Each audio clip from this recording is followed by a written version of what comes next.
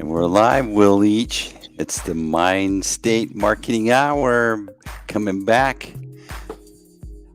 Today we're going to learn how to regain your passion for your brand or business.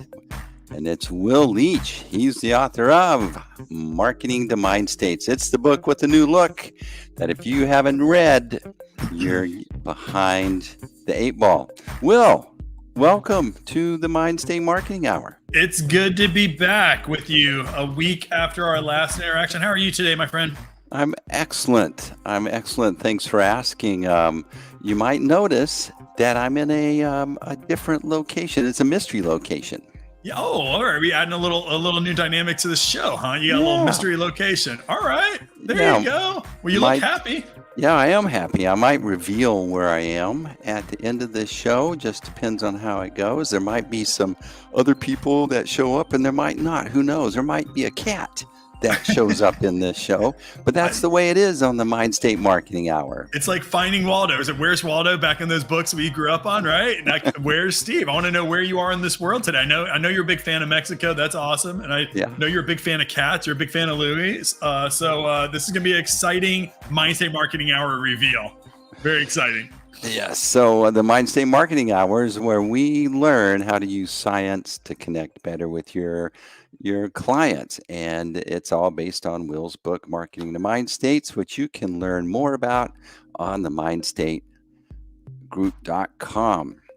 Now, Will, today's, let me turn this music down here. I really like this little feature they put on here.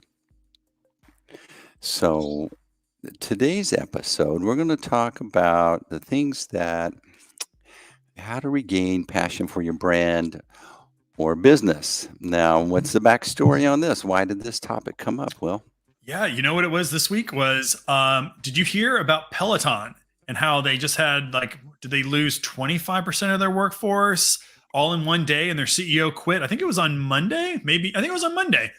Their CEO quit. And I'm seeing on LinkedIn, a lot of people who work at Peloton was like, this was the most amazing job. They love their brand, right? You could just tell the passion that these people have for working there.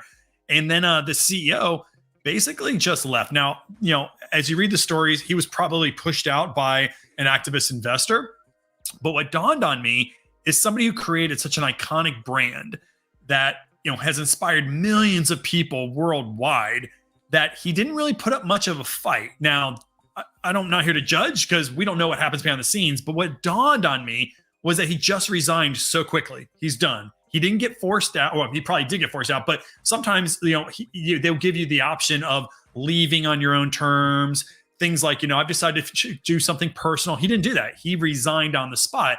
So it just dawned on me that sometimes even at the best brands, there are times when you just don't have a passion for it. You don't want to go on any farther. You're in a meh state. The meh state, meh, just meh. And so I thought about that. I thought, you know what? I'm less in this one. I wanted to focus on if you like where your career's going, you're just not really loving your business right now in the moment, or you're not loving the brand you're on. How can you create that passion again? So you want to get to work every day and you want to do great things for the brand. Interesting. We all go through these things, and it's like people want to start a business and they, well, what's your passion? You need to start a business around your passion. But the problem is that passion going to hang around when it hits the fan, right? Mm-hmm.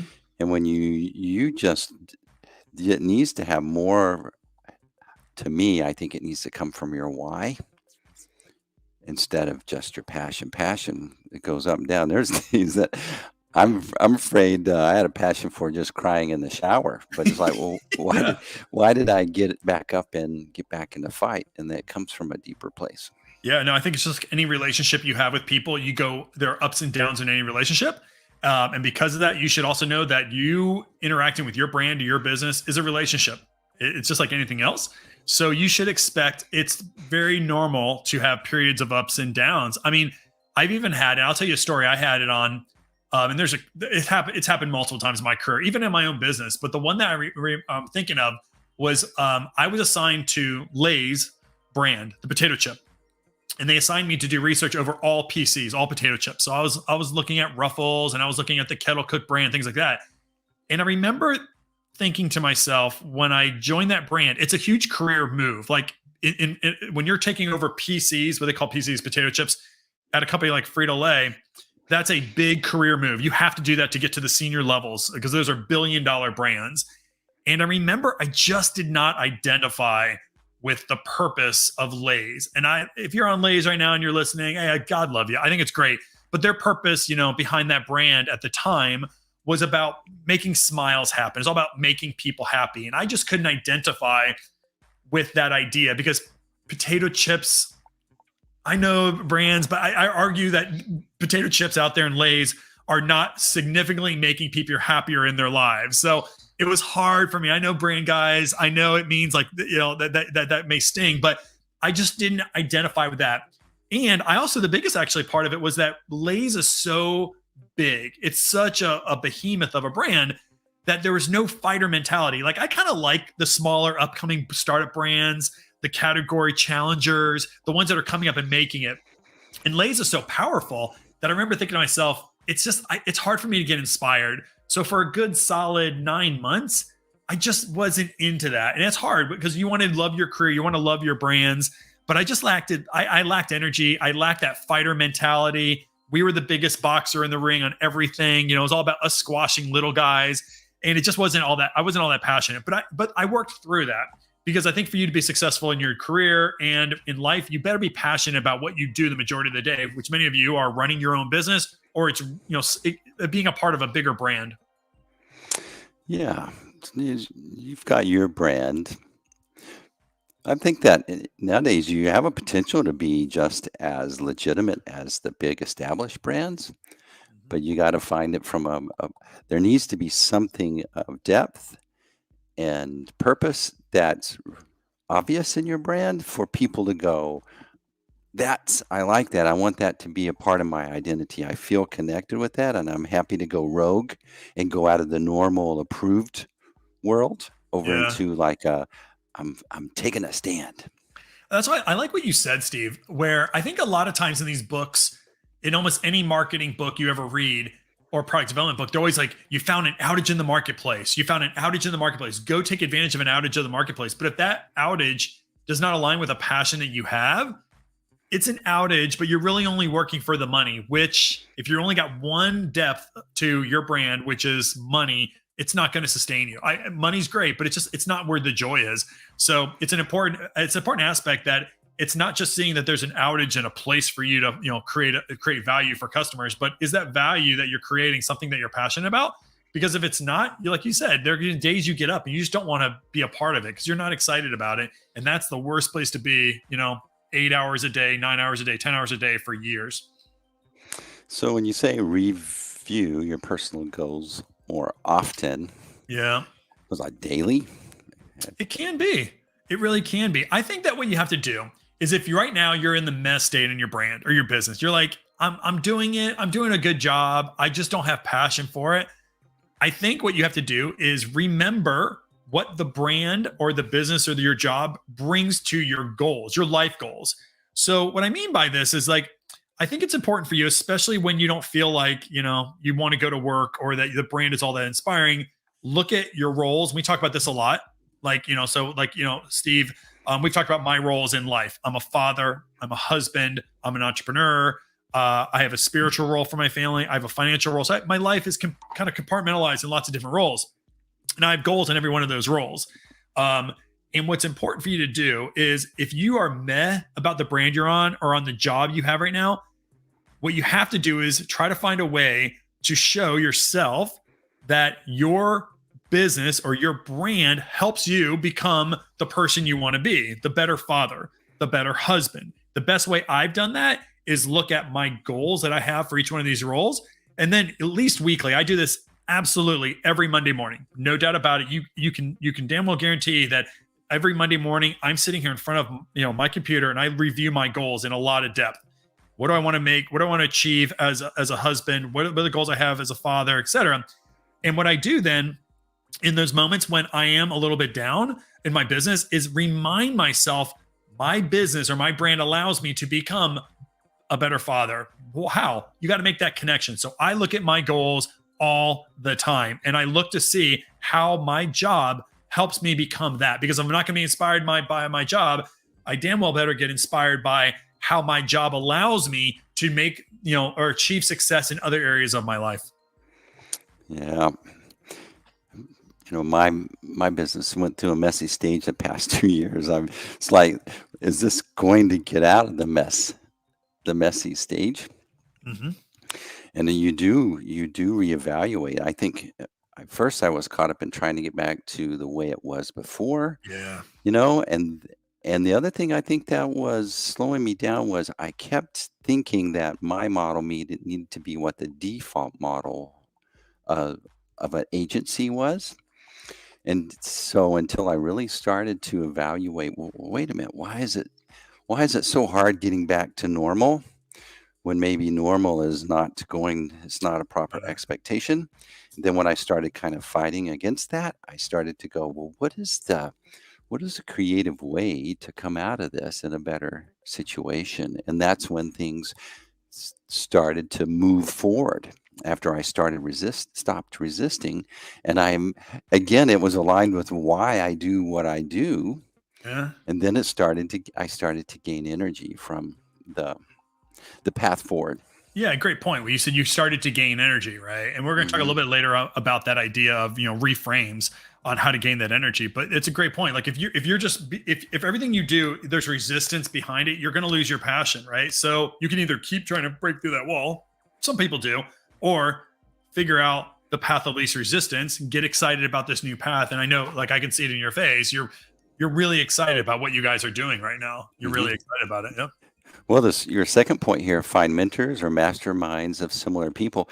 That's where some of my inspiration actually came from, because when you're all wrapped up on your own, your portfolio of ideas that you consider are limited. And when you get exposed to other ideas, you go, oh my gosh, I didn't think about that. So true, man. Like, I think one of the hardest things about being a solopreneur is that, or even an entrepreneur, if you own your own business, is that you don't get to oftentimes talk to other people in the same situation as you to become inspired by and to share thoughts with. And it's an utilized thing for you to do. If you're out there by yourself, or if you have a small company, but you're the owner of that company, it's hard for you to go to your employees to talk about, visioning what's possible, right? They look to you to be the leader. They want you to be the visionary leader. And so one of the most important things I did a couple of years ago is I started with my very first business coach. And we do it in corporate America all the time. So why wouldn't I do it for my own business? And a coach, a mentor, or sometimes even these masterminds of other business owners who are going through the same things as you. What's great about that is that they can reframe your point of view because they see things that you don't see. So I actually joined a mastermind called Clients on Demand almost a year ago now. And it's a series of hundreds of entrepreneurs all trying to scale. And what's been great about that is that a part of this organization is we have our own WhatsApp channel, and we have meetings all the time where we talk to other entrepreneurs that are going through the same exact things. What they do, the two things they do great. One is I'll talk about challenges I'm having, emotional challenges, as well as like real business challenges. And almost every time they'll say, hey, Will, man, from our side looking at you, you've got so much going for you, but it's just one little tweak you have to make because they can see the broader picture because you're so into the details as a business owner or as a brand owner. And also they're like a cheerleading squad. Like no matter what you do, like, hey, I just got hung up on the phone by a client. They're like, yeah, way to go. Your client didn't need you anyways. And you're like, you're right. So they're your cheerleaders. So find cheerleaders to find, those passions. So mentors, coaches, things like that, where people are sharing your experience. They're going to give you perspective and even more passion because they're going to show you things that you're not aware of with your own business, saying, man, you've got everything. You've got it nailed, and that sometimes you just need that encouragement from other people from the outside. I mean, I know you're doing the same thing too with you have your kind of masterminds as well, right? Mm-hmm. Yeah. It's amazing. Two things happen. You realize that the value you bring to a conversation is really appreciated by folks that don't get those ideas. And then there's always some part of the conversation that makes me go, oh, I didn't think of that. That's a great idea. It's right there in front of me. Why didn't I see it? I'm so glad they said that. Yeah, no, I get it all the time, especially because with my business coach one time, he called me up. This was during the pandemic, and I was in that bad place. We even talked about this probably during the pandemic. We were having our shows, and I was on my road trip, and I was in that place of like, my business is collapsing. I can't do anything about it. Nobody's purchasing anything.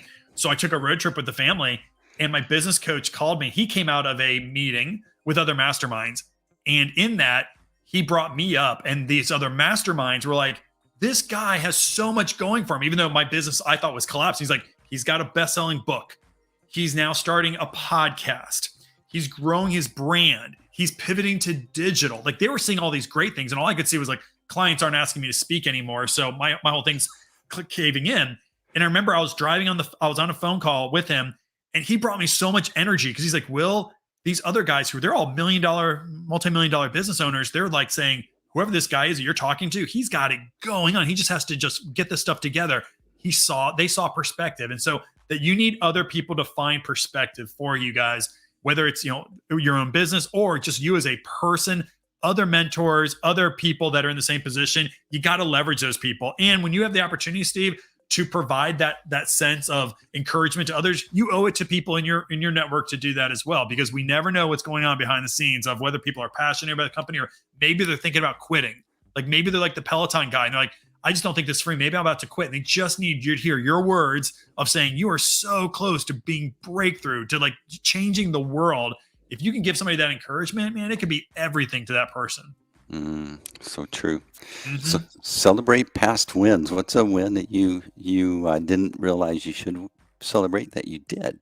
Yeah, it's an important thing. Like, I will always remember the win. It's one I think about all the time, where we went into a client's office, not really understanding if we could even take on this project, large financial services client, and we winged it. I told this story, so I won't tell it before, but me and these three guys winged it. We barely knew each other, but we acted as if we were, a company that we'd been working together for years, and we kind of figured it out.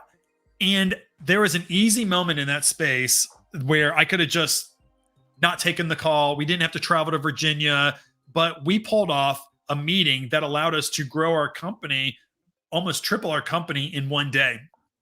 That is a win that is great in the moment, but it's even better to reflect on, not in that I'm congratulating myself that I won that client, but remembering that it took a lot of perseverance, a lot of flexibility. Like, I met one of the guys the morning of the meeting. I met the copywriter, and I was like, and I thought we are going to get to know each other for 4 hours before the meeting. And all of a sudden the client moved the meeting up by 4 hours. So I was in the car with him saying, hey, I'm Will. Here's what my company does. When you're in there, you're going to say you're my copywriter. We're going to talk about how we do copywriting together. And that was a huge win. So here's something I do. There are three things. If you're out there and you're like, well, how does this relate to me?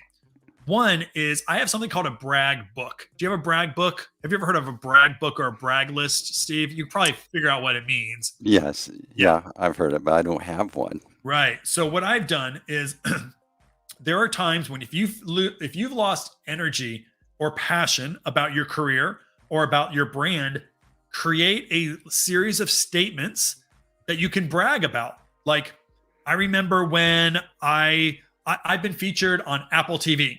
I've been featured on CNBC. I won an award. I got a couple of words behind me. I won an award about my thinking. Those things, yes, imagine what it does. It builds your self-confidence. It builds your passion because it reminds you of why you're doing what you're doing, a brag book. So you should be having a journal, a piece of paper, something that you write down all these little wins, because those wins will bring you passion. The second thing I want you to guys do out there is start writing a thankful journal. We've talked about this thing. You should be looking at things that you're thankful for every day. And here's two ways to do it. You want to look for in your morning, say, what was I thankful for from yesterday? And then the next thing you want to do is, what am I going to be thankful for in the future? So the small wins, like, I'm so thankful that my client decided that they didn't reschedule that appointment with me. And so I actually got to meet with them yesterday. But also thankful for that client in the future is going to be my biggest client out there. And they're going to allow me to work on my passion. Or if you're a brand manager, right? I'm so thankful that I have the ability to work on potato chips. Why? Well, it gives me extra income to where I can actually take my family on this future vacation, right? You've got to figure out your thankful journal. And the last thing that I do is something called a 50 stack. And a 50 stack is similar to a brag book. And I learned all this stuff through Clients on Demand, but a 50 stack is just a series of 50 statements. I've got it's like 37 statements. That is why my brand is so important to society. And it is a stretch sometimes. I totally get it, Steve. But it's like you've got to figure out a way to say why my brand is important. If it's important to you, hey, allows me to have a comfortable life. It's important that I get to employ some of my very best friends in life. It allows me to help my client to be able to go home at 5 o'clock because I gave them some advice that can help them, get their business going or their brand started. Whatever that is, you got to figure out that, we call it a 50 stack. Mine's a lot shorter than that, but all those things, the brag book, the thankful journal, and your 50 stack, all should be looked at when you're feeling meh, when you don't feel good about your career, when you don't feel good about your brand. That stuff will invigorate you and invigorate that passion that you once had. That's so true. I remember I got to go to a program put on by Goldman Sachs at Babson College. And I remember sitting in this room with all these other entrepreneurs. I just met them. There's 30 or 40 of us in there. And when I was hearing them talk, I started to realize that even though they were in all these different stages of their life cycle of their business, they were just like me. They had the same problems. They had, it's hard to manage people. It's hard to hire. It's hard to negotiate. It's all these multitask. And I just started realizing that I wasn't crazy and I wasn't like this retarded business owner, right? That Yeah. that we were all dealing with the same things. And so when you were talking about the brag book or the 50 stack, it's like it is very empowering to realize that what you're doing is important. You are changing people's lives. Yeah, I have an employee. We were just talking about him a little while ago, Robert, and what he does. And this is kind of like a funny tradition, but it's actually important. Right around the January 1st, he writes me an email every year. And we've been together for 10 years on this business. So I have 10 emails from him. And he says it in the subject line every year, the same thing. Why Will should feel good about himself. 2012, 2013, 2014. Nice. And he writes out this email for me because he has perspective. He's like, do you realize where you've come from and what we did this year? And he writes this thing out. And it was kind of funny because he knew like sometimes we're talking about crying in the shower or whatever. But it's good to have somebody who brags about you a little bit. It's kind of like that function of the mastermind, but it's also like he reminded me of, man, do you realize what we were able to do this year? We traveled to China to do a project. We, spoke at a conference in Indonesia. You were able to, go into a financial services thing. You got to take your kid to Europe. And so he reminds me of that stuff. But those things matter. I know they may sound corny to you guys, but when you are feeling meh out there, it's so good to just reflect on that stuff. Just look at it really quickly. And if you only can do that a couple of days a week for a couple of weeks, you're going to find your passion again because those are the things that energize you. So take a risk and learn. Yeah, this is what you were just talking about, right? Yeah, you're never out of the woods. You always need to do this, and you always need to be okay with feeling uncomfortable with risking and learning. Yeah, it's exactly what you had said about COVID. When COVID happened, apathy, I think, comes from complacency. It just does. If you do the same project again and again, the same types of clients, the same methodology, the same processes again and again, you become apathetic. And when you do that, you become complacent with how your growth is, and you get bored, just like in any relationship, right? So how can you expand? How can you get excited? When I invested with you guys at ROI, certainly there was this idea of content strategy, but more importantly, once you sent me your book, I knew that I was going to learn a lot more about a world that I had no idea existed. I can remember our first conversation after we talked about your book, and I remember going like, "Can you do this? Like, is this like theoretical?" Like, yeah, that's what I do. And it was just a different world that energized me, right?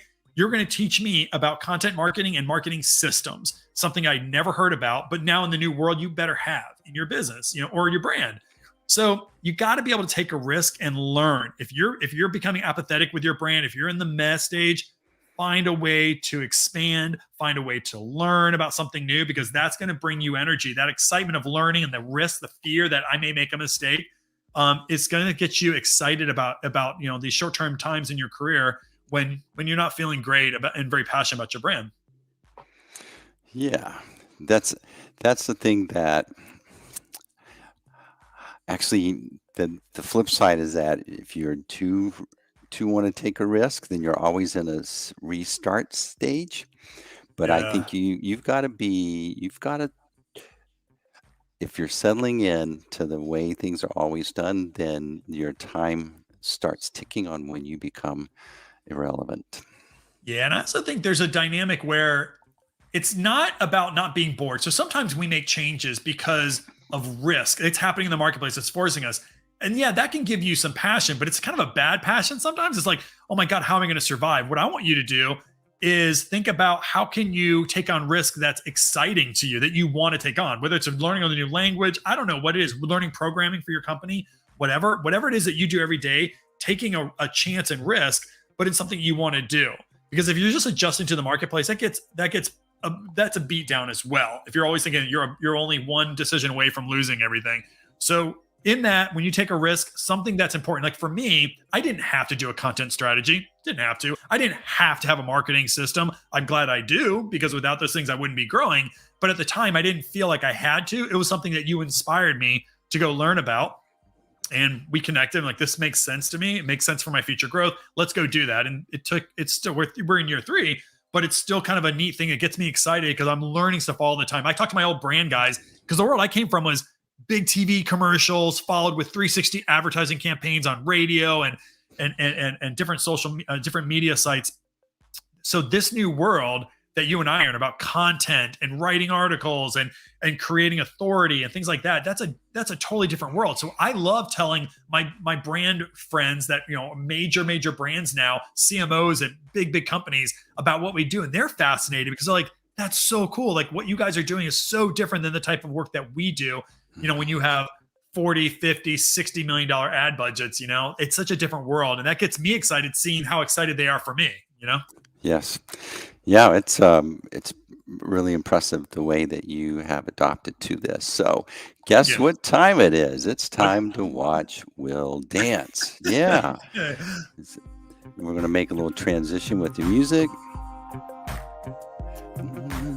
Okay, so this is where we get to ask Will several questions that folks have put in, and we get to see Will dance, see if he knows the answer. All right, you ready? Looking down, I'm seeing it. I'm looking for that question. Here it comes. Question number 1. Why are your customer goals so important to understand? All right. Mm-hmm. All right, it's pretty easy. So the first part of my model is understanding people's goals. So that's probably somebody who read the book. Here's what this is.